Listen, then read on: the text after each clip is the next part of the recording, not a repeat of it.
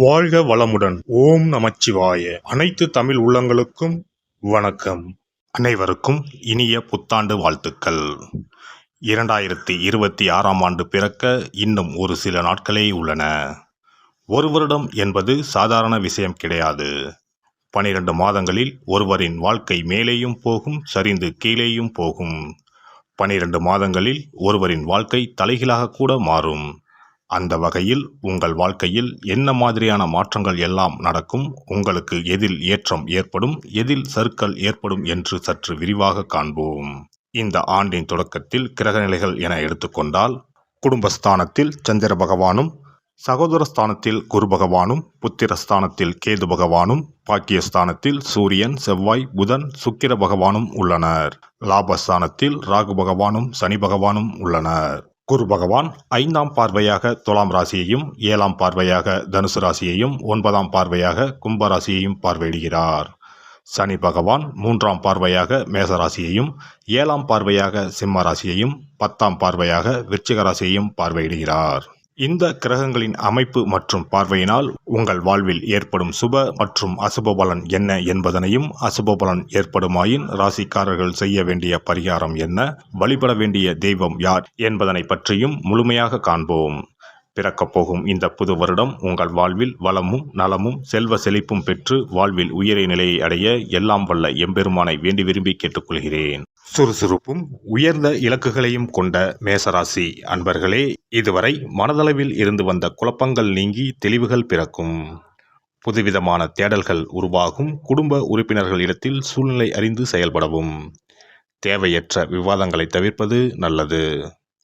புதிய முயற்சிகளில் சாதகமான முடிவுகள் ஏற்படும்.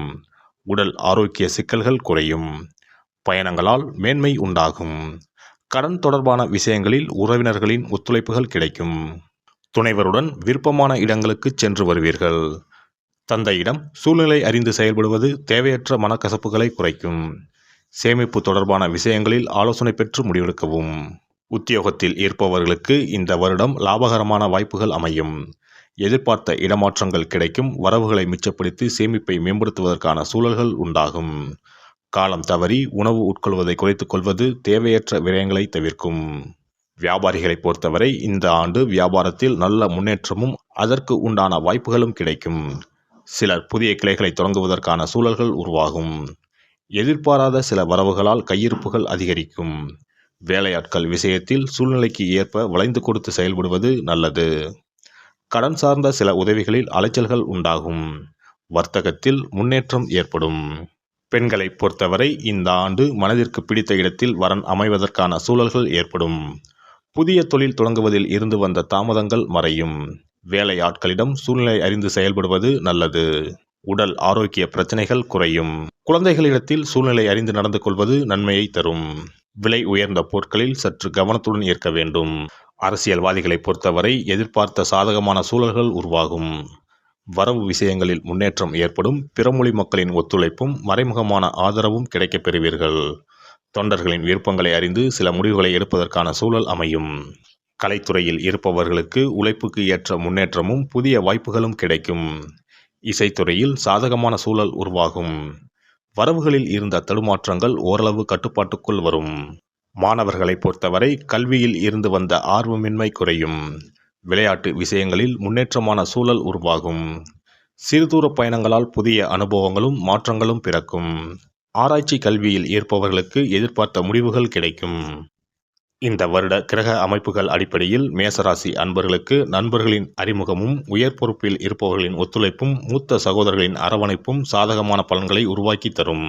வெள்ளிக்கிழமை தோறும் மகாலட்சுமியை வழிபாடு செய்து வர சுப காரியங்கள் கைகூடும். வரவுகளும் அதிகரிக்கும். சிறப்பு தொகுப்பு.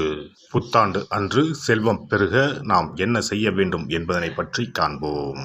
புத்தாண்டு அன்று நாம் சில விஷயங்களை செய்வதன் மூலம் வீட்டில் செல்வ செழிப்பும் அதிர்ஷ்டமும் மகாலட்சுமி கடாட்சமும் உண்டாகும். ஆகையால் புத்தாண்டு அன்று அதிர்ஷ்டம் தரக்கூடிய வகையில் சில விஷயங்களை கட்டாயம் செய்ய வேண்டும். இன்னும் சில நாட்களில் 2026ஆம் ஆண்டு பிறக்கப் போகிறது. அதாவது ஜனவரி 1/1/2026 அன்று கோவிலுக்கு செல்வது, தானம் செய்வது, புது ஆடை அணிவது மற்றும் வீட்டிற்கு தேவையான பொருட்களை வாங்குவது என பலவற்றை செய்வதன் மூலம் நற்பலன்களை பெற முடியும். பொதுவாக பெரும்பாலான வீடுகளில் எதிர்மறையான எண்ணங்கள் எப்போதும் இருந்து கொண்டே இருக்கும்.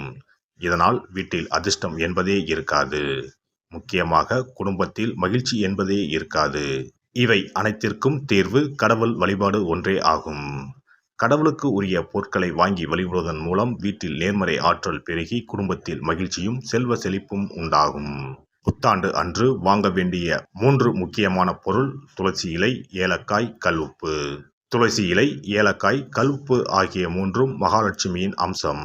ஆகையால் வருடத்தின் முதல் நாள் அன்று மேற்கூறிய 3 பொருட்களை வாங்குவதன் மூலம் வீட்டில் செல்வ செழிப்பு உண்டாகும். துளசி இலையை வாங்கி வந்து பூஜை அறையில் பெருமாளுக்கும் ஆண்டாளுக்கும் வைத்து வழிபட வேண்டும். அடுத்து ஏலக்காய் வாங்கி வந்து பூஜை அறையில் விளக்கின் அருகில் வைத்து வழிபட வேண்டும். செல்வ செழிப்பு உண்டாக்குவதில் கல்உப்பு முக்கியமான பொருளாகும்.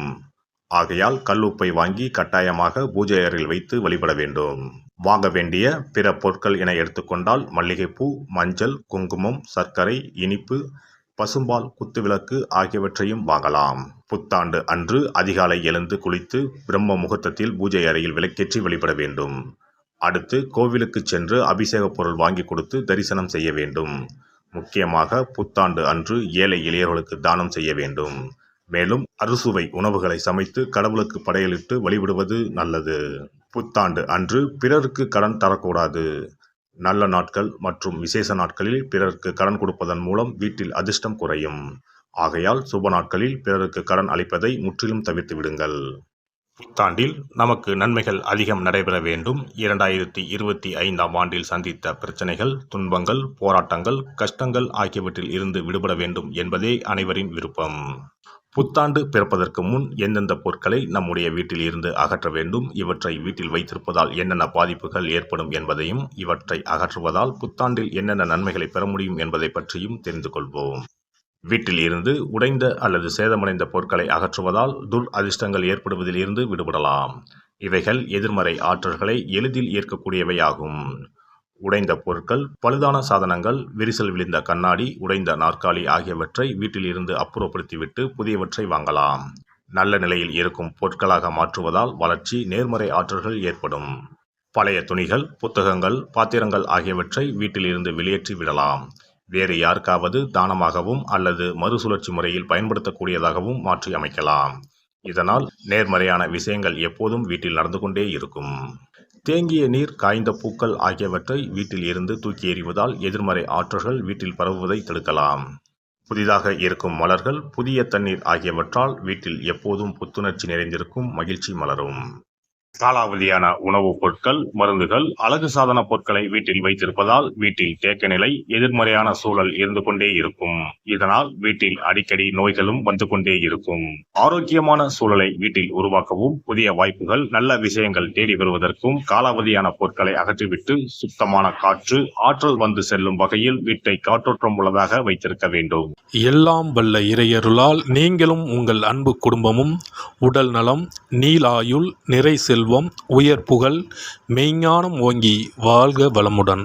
இந்த வீடியோ பதிவு உங்களுக்கு பிடித்திருந்தால் லைக் பண்ணுங்க, கமெண்ட் பண்ணுங்க, ஷேர் பண்ணுங்க, மறக்காம சப்ஸ்கிரைப் பண்ணுங்க, பக்கத்துல இருக்கிற பெல் பட்டனை கிளிக் பண்ணுங்க. நன்றி, வணக்கம். ஓம் நமச்சிவாய. சிவாய நம.